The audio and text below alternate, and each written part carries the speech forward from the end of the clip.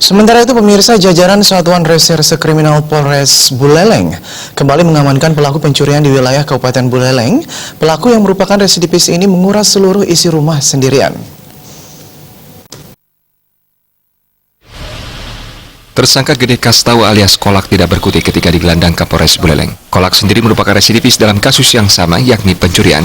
Pelaku melakukan aksinya di wilayah BTN Artagraha Desa Sambangan dengan mencuri semua barang milik penghuni rumah yang ditinggal selama 2 hari. Tersangka masuk dengan mencongkel pintu rumah. Pelaku melakukan aksinya sendirian dengan memindahkan barang satu persatu. Tidak hanya mengambil TV dan kulkas, Kolak mengambil kasur dan beberapa potong baju milik korban. Kapolres Buleleng AKBP Suratno mengungkapkan, tempat pencurian tersebut merupakan bangunan BTN baru yang baru dihuni beberapa orang. Hal itu memudahkan pelaku untuk memindahkan barang curiannya. Di hari yang sama, Satreskrim mengamankan 3 tersangka lainnya beserta barang bukti. Nah, sudah curiga dari apa memang, karena Kolak ini kan residivis. Pasti tidak hanya sekali 2 kali dia nyuri. Ternyata benar, dia mengakui ada 2 TKP. Satu curhat di daerah Sukasade, dia mengambil TV, kemudian kulkas, kemudian juga mengambil kasur, kemudian beberapa baju. Pokoknya semua barang yang ada di rumah itu dia ambil semua itu. Cas HP pun dibawa. Dan lucunya dia lakukan sendiri.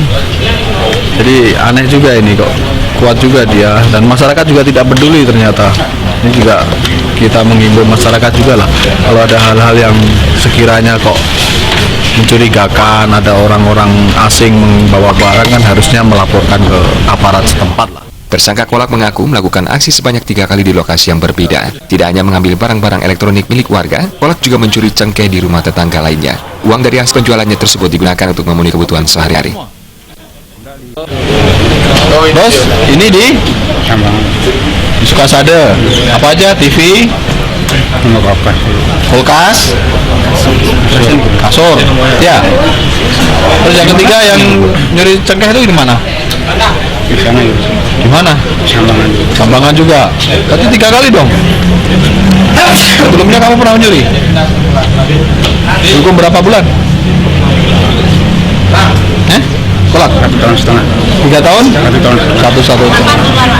Terakhir? Udah lama. Kasusnya sama, nyuri. Kini pihak kepolisian masih terus melakukan pendalaman terhadap kasus ini. Atas perbuatannya, Kolak dijerat dengan pasal 363 KUHP dengan ancaman hukuman 5 tahun penjara. Komang Yuda, Bali TV.